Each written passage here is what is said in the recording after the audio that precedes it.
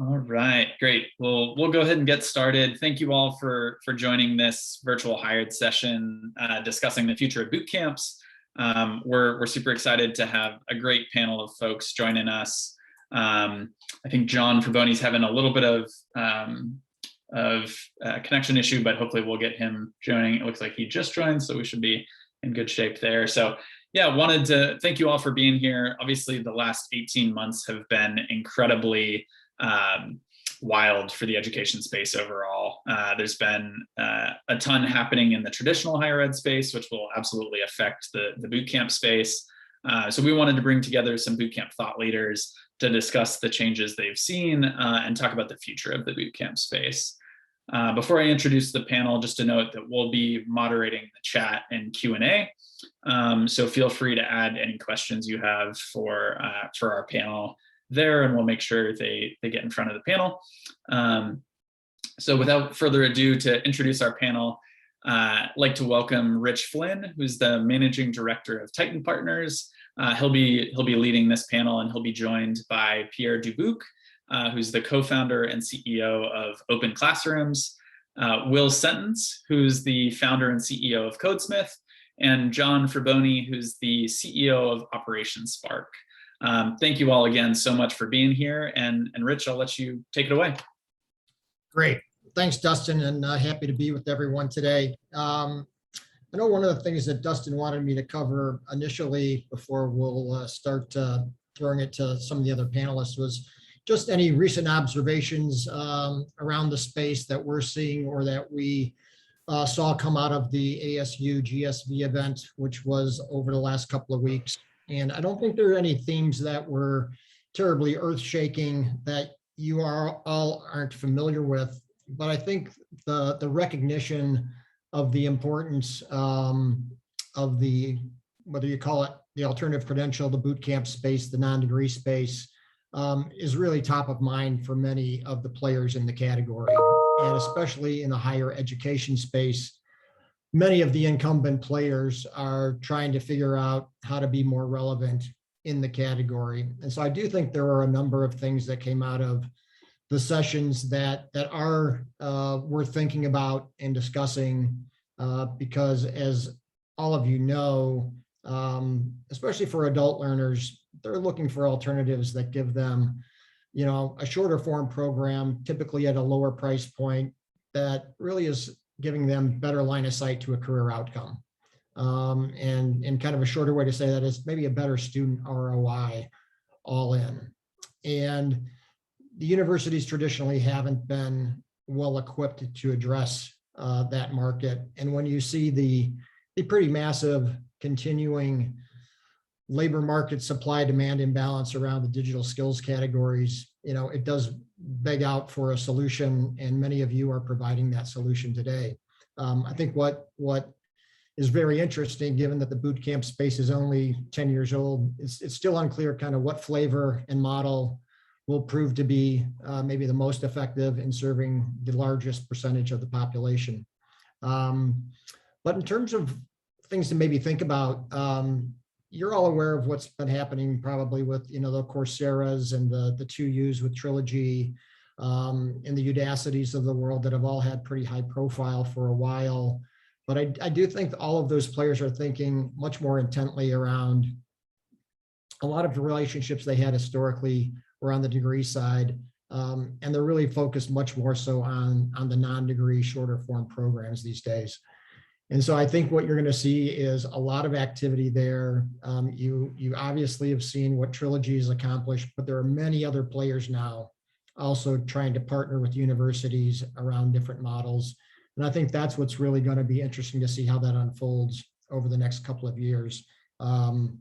Players that you may not have heard of before, Eruditus Emeritus out of India announced a $650 million capital raise. They're doing a lot of interesting things.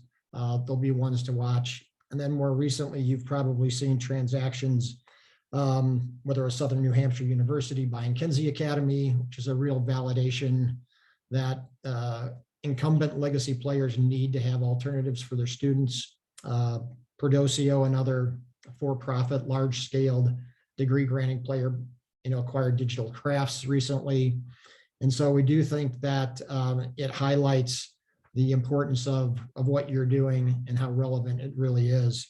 I think the other thing that is noteworthy is that there has been a lot of capital and activity in the space. Even a company like Simply Learn, which you may be aware of, Blackstone acquired recently. So I think it just highlights that there's a lot of opportunity, in the category and the space. I think the thing that buyers are really focused on, and maybe I'm going over time here, Dustin, is really thinking about scalability these days, and we'll get into that with the panelists as well. But maybe that's a good opportunity to pass it to Pierre. You've got a very differentiated model. You've raised very significant amounts of capital, and you've probably got more of a global point of view than some of the players here in the States. So it'd be great to hear how you think about the space. Thank you, Rich. Really pleased to be here. So we've been seeing obviously accelerate challenges in the past 2 years with COVID, notably in the bootcamp industry, but also more generally speaking in online education, in edtech, on pretty much every market. And I'd start with the fact that obviously the trend has been accelerating in terms of the switch from in-person to online, but also for institutions and employers notably. So I think when I look at our own business at OpenClassrooms, I clearly see a shift towards B2B, so more employer-led business models, and also workforce development programs with governments. So those large corporations or governments are more willing to buy online education, online training than before. They have also accelerated their transformation and the challenges they face when it comes to upskilling and reskilling the workforce. What we've been to recently was obviously replicating our model in new markets, and that implies regulation, compliance, accreditation issues, just a big thing in the States here, but also in other markets to become, an apprenticeship provider in the UK, so you can leverage the apprenticeship levy and do the same in France and have licenses in every state in the US and so on and so forth. So one challenge to replicate that in other markets is definitely compliance and regulation. Then you need, it's kind of a double, two-sided marketplace with candidates and apprentices. So it's a B2C brand that you need to build, and at the same time go after employers, companies, and that requires a lot of investment in sales and marketing. And at the same time, depending on the market, your funding body might be the person, might be the employer, or might be the government, or a mix of the three. And in many cases, actually, it's a mix of the three, especially in Europe. So it means that you need to also build your muscle in a new market on public affairs and lobbying, and being comfortable enough to talk to governmental entities. So it's been definitely a challenge, but now it becomes clear that this is the best we're on, and it becomes also easier and easier once you started in 1 country, 2 countries, 3 countries, 4 countries, then maybe the 5th. Honestly, it's not that different from the previous markets you've been on, and markets are extremely dynamic. So it's been a fun ride. Great, thank you. Will, you've really taken a bootstrapped approach to all the success that you've had, and really have a differentiated sort of approach to how you think about the space. But why don't you tell us about that? Yeah, absolutely. Lovely to be here with everybody. So yeah, we started 6 years ago, and I think there's so many different ways of doing it. I think the bootstrapped approach worked for us because honestly, we had a lot of figuring out to do. And it's nice to be able to figure things out at a pace that doesn't, have too high expectations too fast. that was just a great privilege to be able to do things steadily and slowly, and it steadily and slowly pays off. I always think about that kind of hype curve thing. I'm sure people know the kind of Gartner hype curve, and kind of if you can sort of steadily and slowly do it the right way and make it through, which everyone here is doing, then you can get pretty far. But I do also think, something Rich, you said of a steady consolidation is interesting. One of the things I find that seems to, I'm a huge fan of HIR, Council for Integrity of, I think it's results reporting, or reporting results, but it's really good. And like, I love that body, and I think it would be lovely to have even more. That's why I love these sort of panels. Like, I love these. I remember the HIR conference back in Austin, which I hope we'll do again, which was it's just amazing when we all came together. And because sometimes when you're in the space, you just don't really end up working with others. And I think as I think about what I've appreciated, even in relation to what you say, Rich, about a consolidation, is there's a sense in which, I don't know the details of other programs, but there is a sense of smaller programs that focus very, very heavily on teaching quality, that there is a space for that, both for profit and non-profit, for the long term. And I think that's a really great thing, because that sort of would bring me to the central thing that we've thought about over the years and still remains the same, is that yes, there are interesting creative things you can do in terms of platform design and online versus remote versus in person, but in the end, and I think everybody here would agree with this, in the end, it's an obsession with teaching quality that is above all else what matters.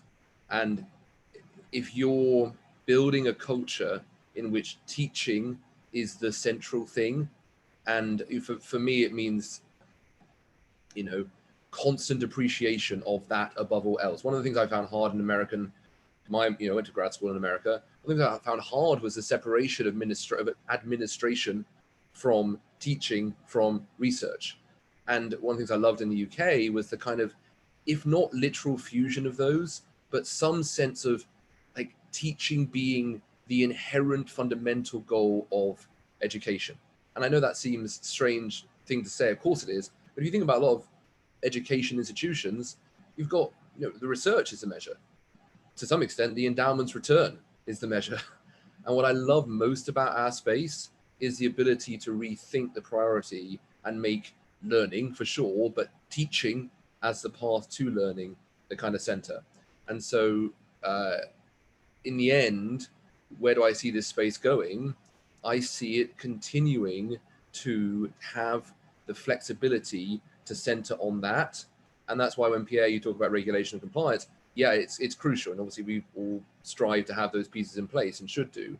But in the end, as far as one can, putting teaching ahead of those things, as I'm sure, all of us do here, is the priority. And one other note, I love when I was, first, you mentioned Coursera and programs like that, Rich. When I first saw those emerging, I thought absolutely amazing. But even then, I felt they're missing the core thing, which was, and I think we're seeing this proved out now, which was cohorts. Cohorts make the person. And I remember I suddenly remembered, back in 2010 or so, I saw Coursera and thought, oh, imagine if you had one of those where you'd get together with other fellow learners.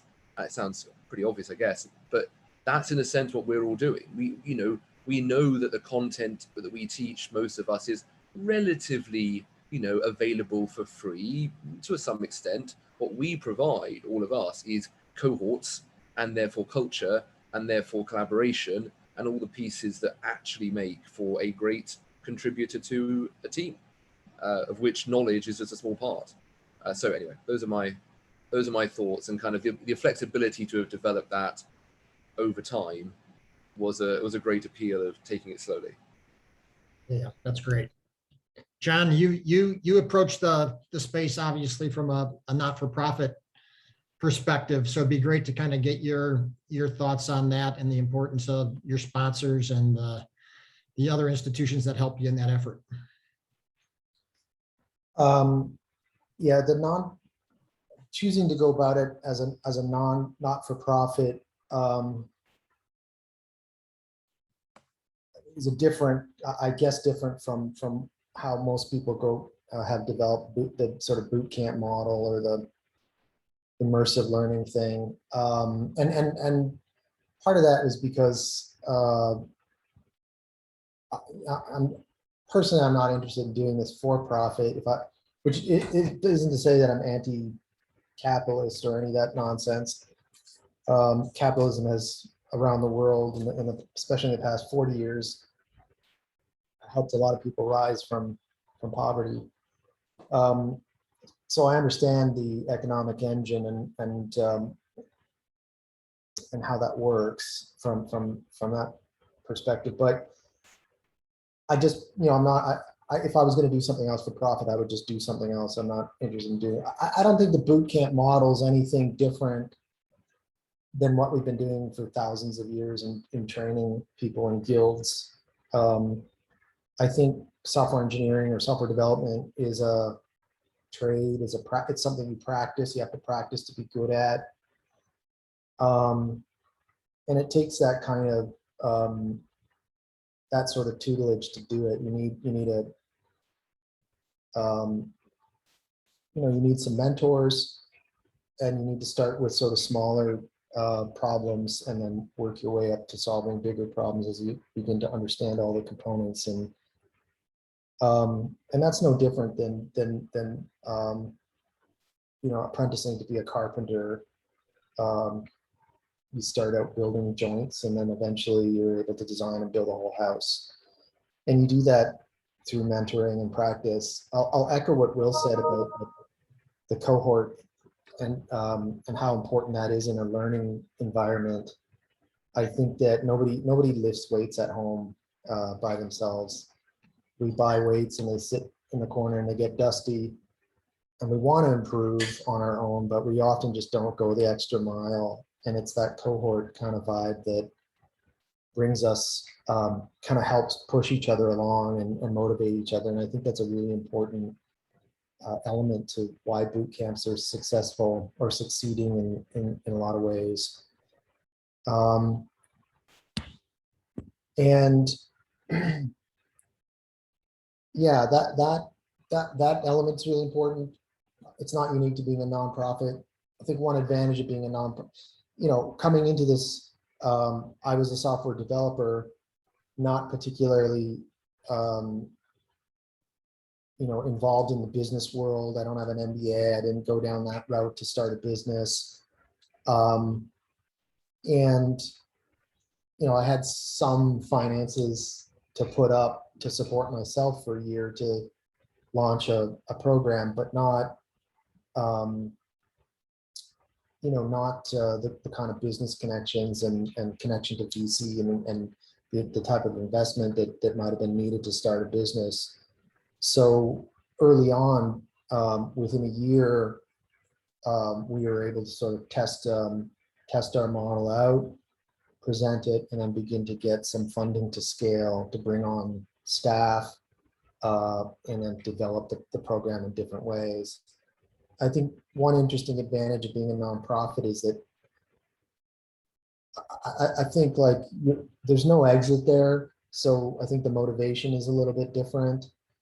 No one's going to come along and buy us and potentially ruin us. That's not going to happen. And you've seen that happen with a lot of other schools, bigger schools that have,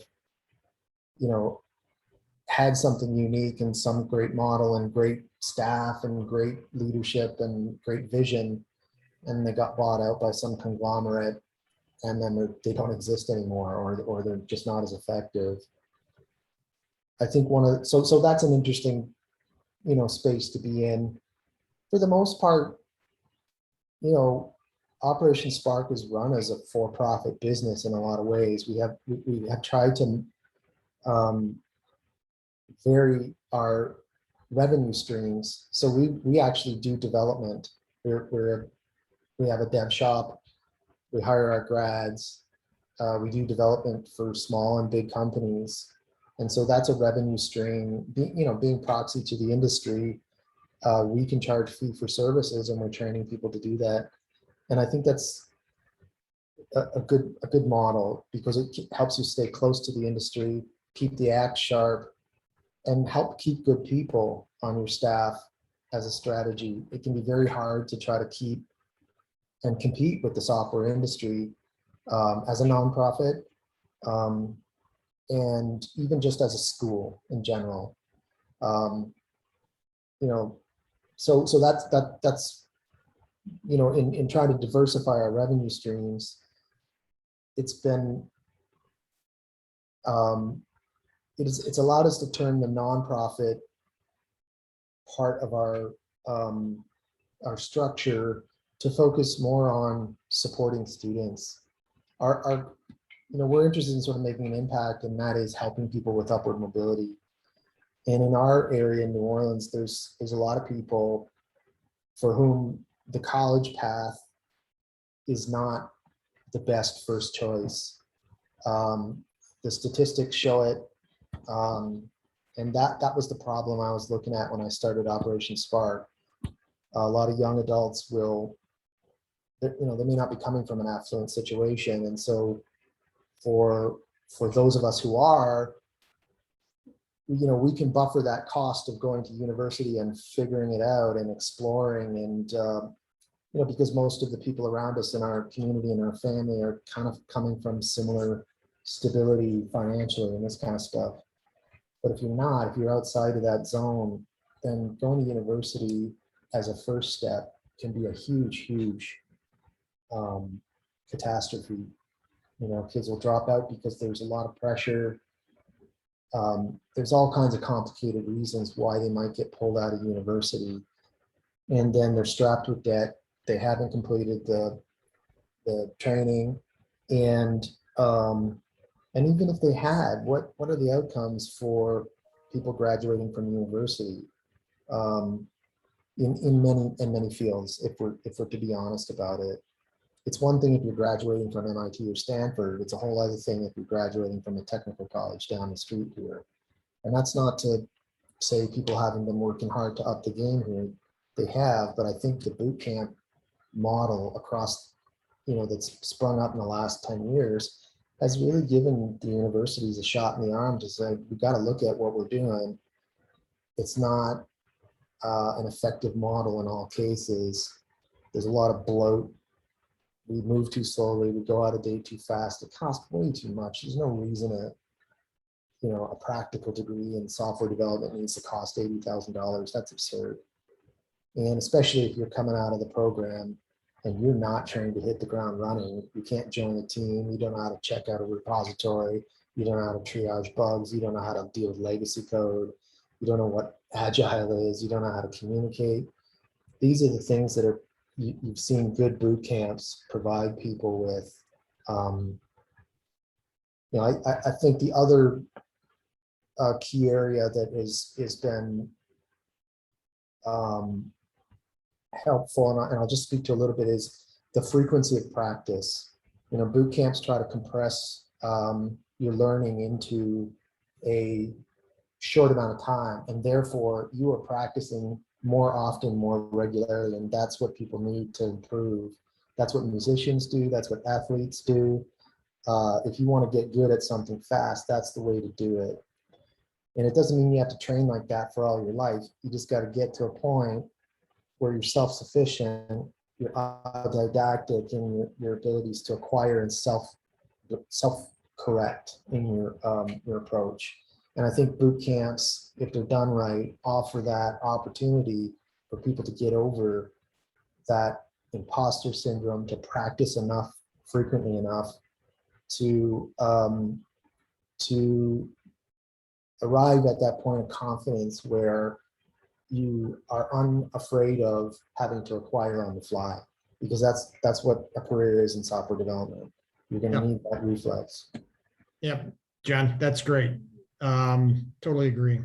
Hey, Pierre, one of the things that's really interesting about your model and kind of how you've thought about the opportunity is it's got an accreditation element to it that you feel is very important. So just curious kind of how you think about that as you enter, some of the new markets, especially the States, because it's very different than how the players here by and large have thought about the space. Yeah, for sure.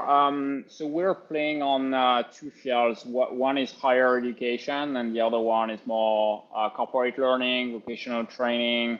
So on that latter element, we're applying for a registration of our apprenticeship programs with the DOL. So that's one element. You have to do that at the national level. And then in 25 states, the national level is not sufficient. You have to reapply state by state in 25, 26 states. So that's one element. It's not that complex, let's say. It's burdensome, it's a bit of red tape, but it's not horrific.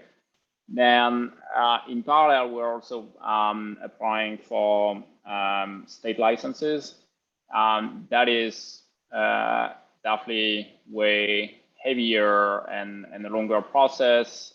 Same stuff state by state until you get degree accreditation, which we're working on as well.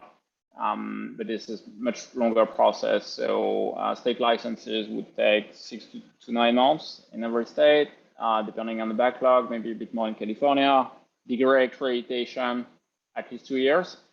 So it's a very long process. It doesn't mean you cannot operate. I mean, we do have degree awarding powers in Europe, so you can already award a European degree in the States, and it's better than nothing.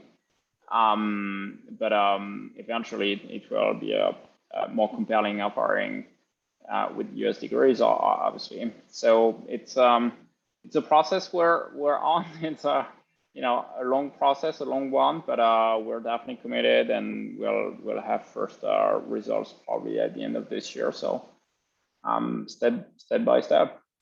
Yeah, no, that's great. One other topic it'd be great to get everyone's point of view on. Maybe Will, you could start, is just how do you think about the tuition pricing environment go forward? There's clearly a lot of free stuff. As John mentioned, you are positioned, at least the way I think of you, as more of a premium priced offering. And then there's lots of flavors in between. And Pierre's taken a different approach in terms of how they think about pricing. How do you see the trends out there? Oh, really interesting. Honestly, I don't think about it too much, which isn't a very good, helpful answer, but it's the sort of thing that, yeah, I don't, it's not a very helpful answer. I don't think about it too much. It's like those things kind of follow from the core, and it's kind of like our tuition goes up like 2.5%.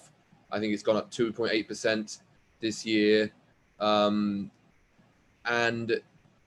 okay. So let me try and give it more. So we don't personally think about it too much. That's what I'd say. How would I think about it more broadly? I think there's a lot of great free content out there. We do a lot of free content. That's kind of our model. Is you do tons of free content, a big free community from which people then kind of aspire to join the program when they're ready.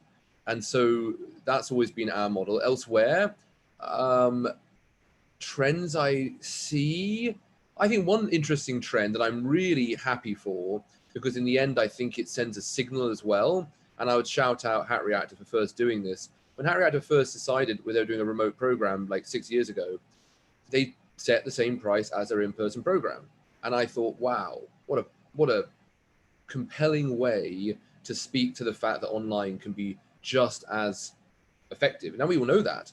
We all know that now. Like, I'm sure we'll talk about this, but the last 18 months has shown that remote works absolutely just as well. And that's phenomenal to see. That's like, the reason that's phenomenal is it means you can have world-class and/or every variant of approach, but anyone can do it from anywhere.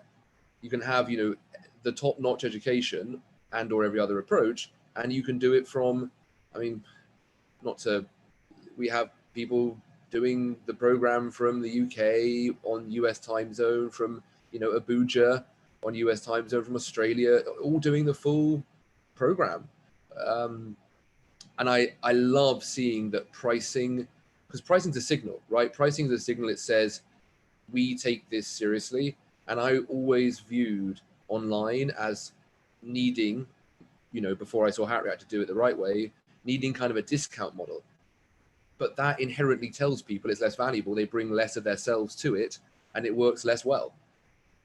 And yet when you instead say, no, this is as legitimate, which is, you know, I think they were pioneering in that, you're basically saying, and that's 6, 7 years ago, so they were, you know, really pioneering, you're basically saying this is just as legitimate. You should have just as high expectations for the program and for yourselves. And therefore, accordingly, it works much better.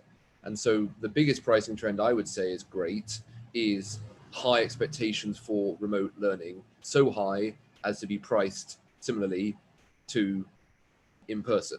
And just in terms of costs to justify that, I think remote does need a little, well, quite a significant more. We had to expand per cohort. Per cohort, we have a lead instructor, a regular instructor, a secondary regular instructor, all full-time, and then 8 TAs for a 35-person cohort. And we only used to have 2 instructors. Now it's 3 with remote, because it's just more tiring when you're in person for leaders, you know, lead instructors, whatever. They're very, you know, you get a lot of feedback, a lot of excitement, a lot of in-person energy. Online, you have to bring more of that as the person running the room. And so you just need more allies to help you do that. So it also, just in terms of cost, it makes sense, but also in terms of pricing, I think it just sends a really constructive signal. Online is not less than, meaning we get to have that same education, but more approachable. You don't need to move to a certain city. That's probably my favorite, you know, or I think the most positive pricing trend.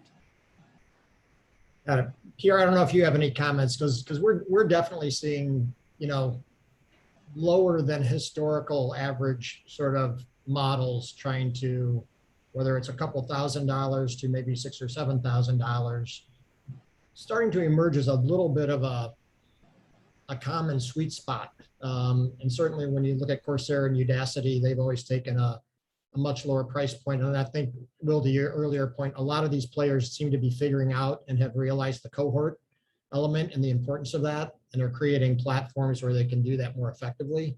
So I'm just curious, Pierre, you may have a different sort of sense or point of view given your approach. Yeah, our price point in B2C is roughly a couple of $1,000, and it would be more in the $10,000, $15,000 in B2B. So higher price point in B2B than it is in B2C. The problem we start facing is also that if you want to reach a certain scale and have many students, obviously at some point you have to rescale folks who are, let's say, further away from where they need to be, and they probably need more support, more coaching, more mentoring, and yeah, just a much higher level of support, and that's costly. So at first you can enroll only folks who have, like, maybe half of them have a college degree, or they already know a bit of coding and that kind of stuff if you're developing coding bootcamp.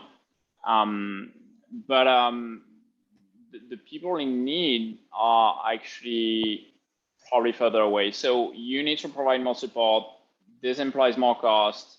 So as you scale, actually, there's an element that says maybe actually the price point might be higher and higher, which is the case in B2B. So that's why also we're going more and more towards B2B, which is roughly, you know, 3/4 of a business. It's hard to scale with human-based support a price point in the States. I'm saying, obviously it can be different in other countries, but around like $2,000 to $4,000. I don't think actually somebody really nailed that down so far. Some tried, but maybe at a certain point, your pool of potential candidates starts to be too small. So it's really a matter of balancing your size, the market, the potential addressable market, and your cost and your margin. So I do think there is a tendency to our models to bring much lower price point, which is great to make education more accessible.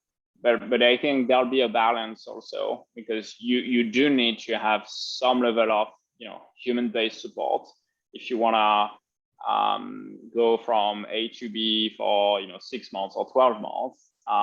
It's not like your students won't talk to any human being for the next 12 months, and if they do, then it's going to come at a cost. Yeah, for sure. Hey, John, we had a question from one of the attendees here that wanted to get your thoughts on your high school program that you offered to those sorts of students, and how has your success been with those students relative to more adult learners? Yeah, we invested heavily in our high school program. I guess my video bailed for some reason. Yeah, we invested heavily in our high school program to try to stem a epidemic in New Orleans, where a lot of young adults were disengaging from school and employment in that age range of 16 to 24 years old.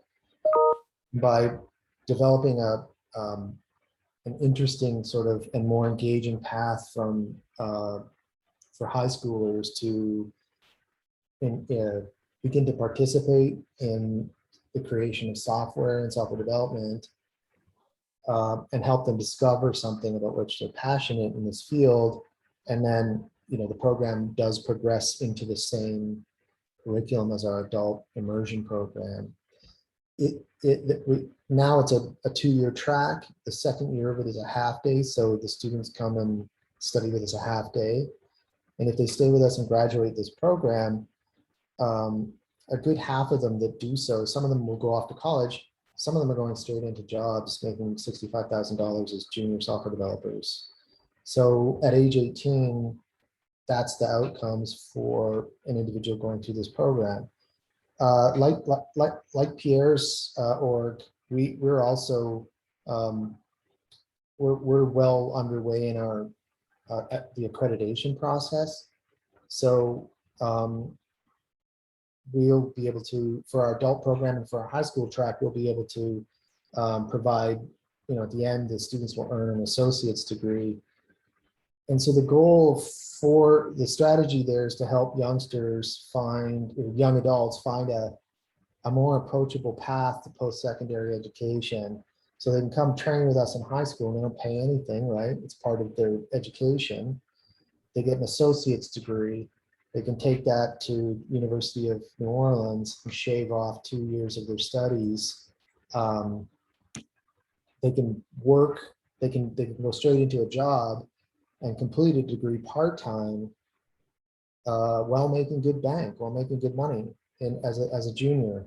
And so, this makes the post-secondary pathway a lot more attainable or affordable, and even more contextual. The courses you might take 4 years from now might be different. So if you graduate from our high school program, take a job, and then go on to Tulane University, where like we already have articulation agreements with the state colleges now, so they accept our IBCs as X amount of credit hours. Same thing with Tulane University here. Tulane's got a fantastic continuing ed program, so you can go finish a degree in computer science. But what you decide to take in the courses over that period of time may change based on what you're learning and what's what opportunities they're available to you while you're on the job. So I think it's that's our strategy with the high school program and with accreditation, is just to provide an alternative path for our grads to start to piece together a degree if they so choose.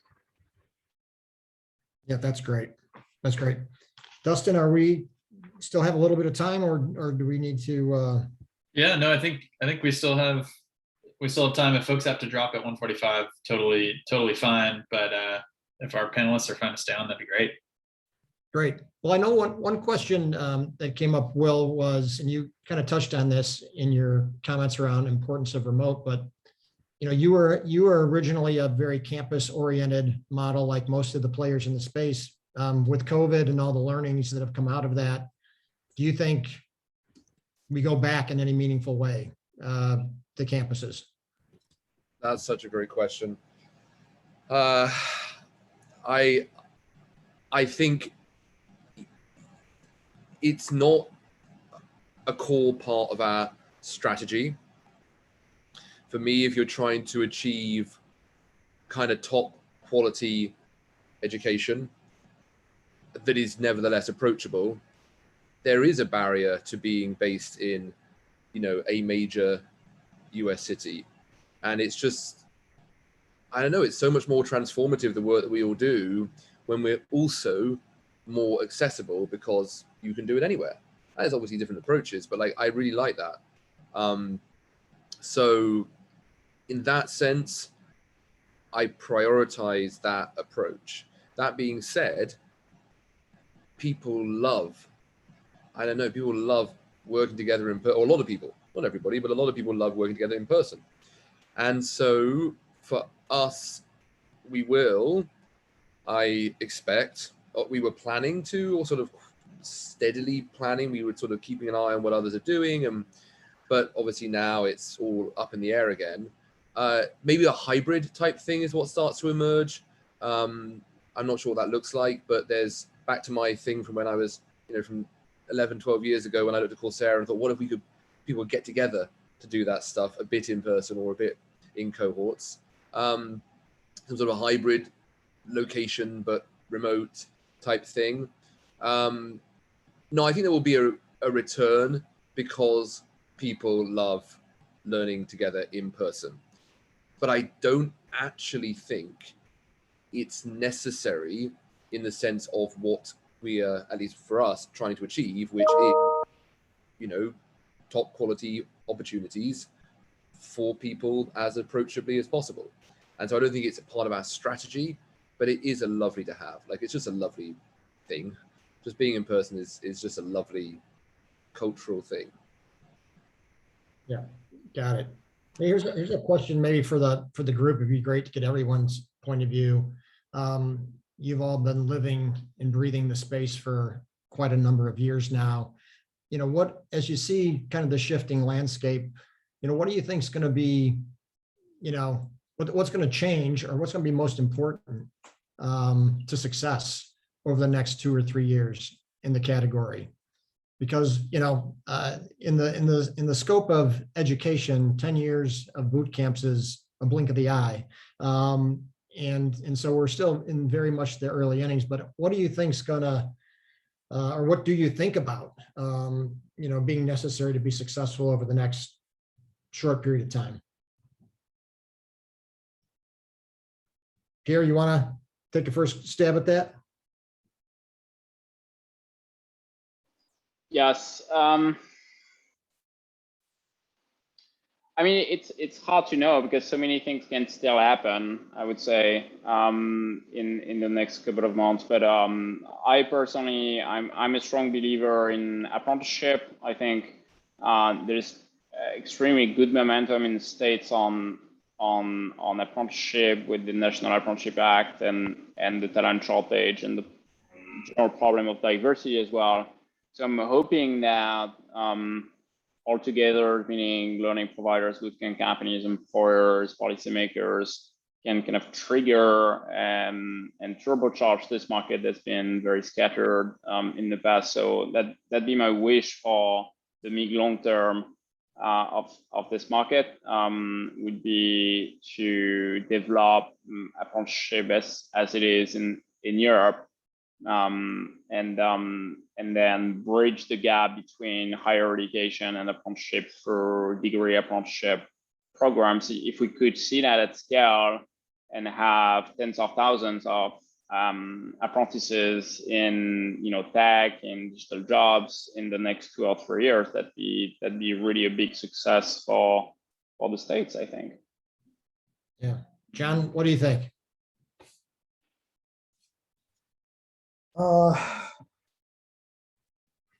Yeah, I just hope to see the survival of some of the good schools that are out there, and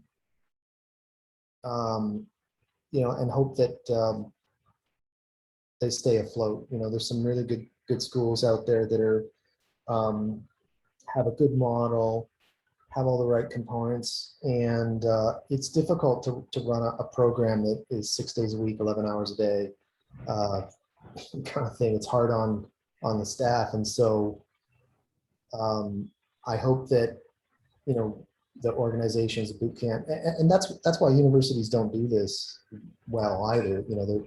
Nobody wants to take on that kind of challenge of having that kind of a program. So I hope that everybody stays healthy and stays the course on what they're doing, and because the model really does work. And again, I'll just echo what a little bit what Will said about, I hope we're able to come back in person. We are running virtually right now, and sometimes there are some benefits to being virtual, but there is a lot of there's a number of benefits to being in person too, and getting part of it is an emotional thing. You really get to challenge yourself, and you really get to have a meltdown. And when you really have to learn to work together as human beings. And I think that is something that the boot camp model really does put in front of people, put them in that situation. And so I hope that this model survives, and that the organizations that are doing well continue to stay healthy and help their own staff stay healthy and grow, and so that we can keep this model alive. Will, what do you think? I was almost hoping you were going to come to me. And it kind of relates to the bootstrap thing to some extent. For us, I just keep focusing on the core product. I know I sound like a broken record, but the core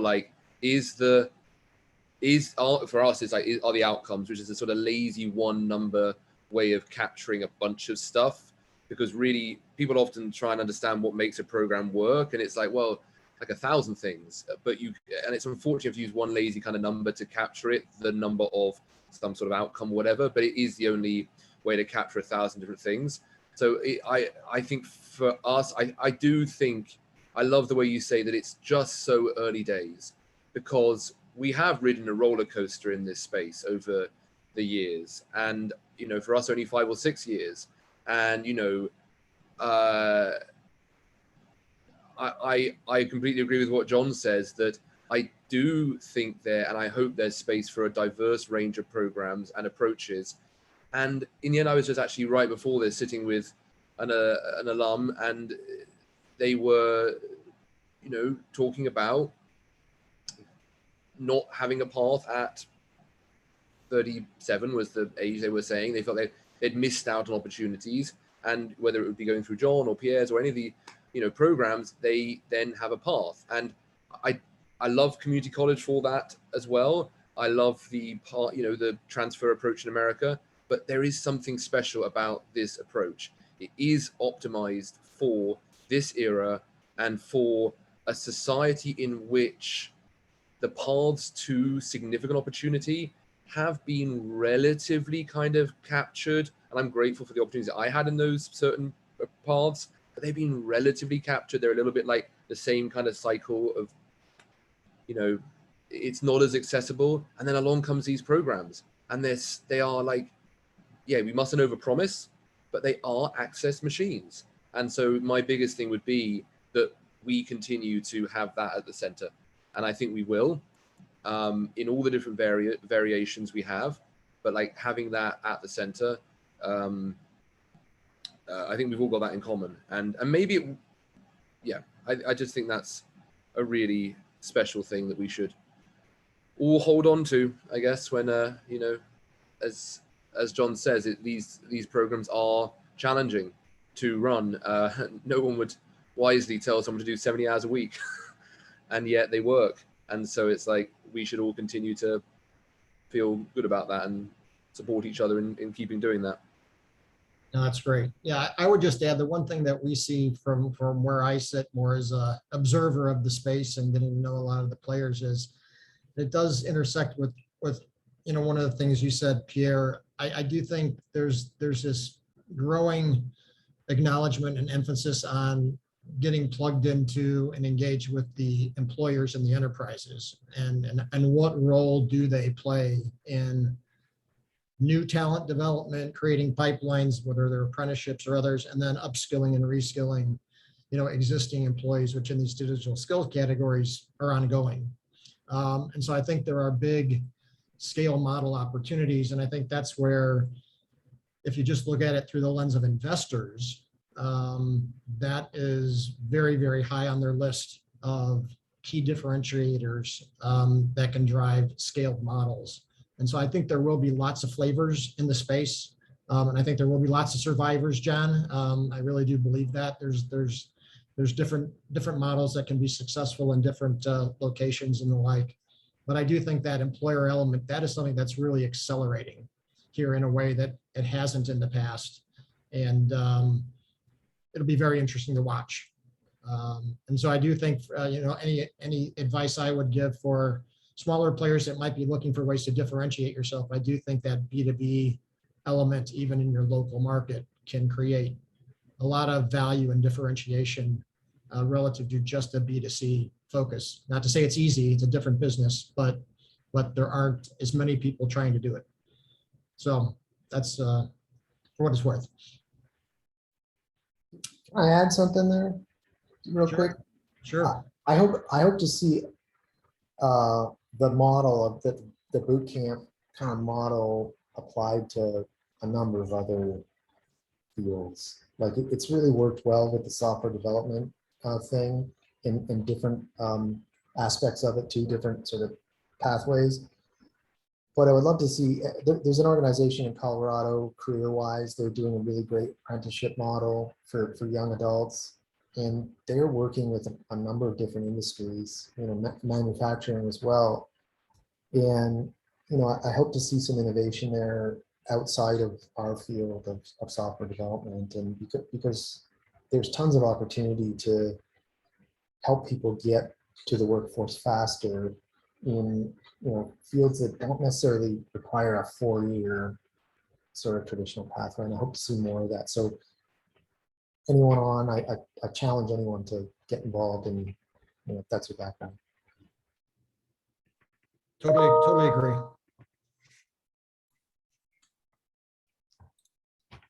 Great. Yeah. Rich, thank you so much for guiding this discussion, and Will, Pierre, John, thanks so much for sharing your voice and your thoughts on this. We're so excited to bring these communities together.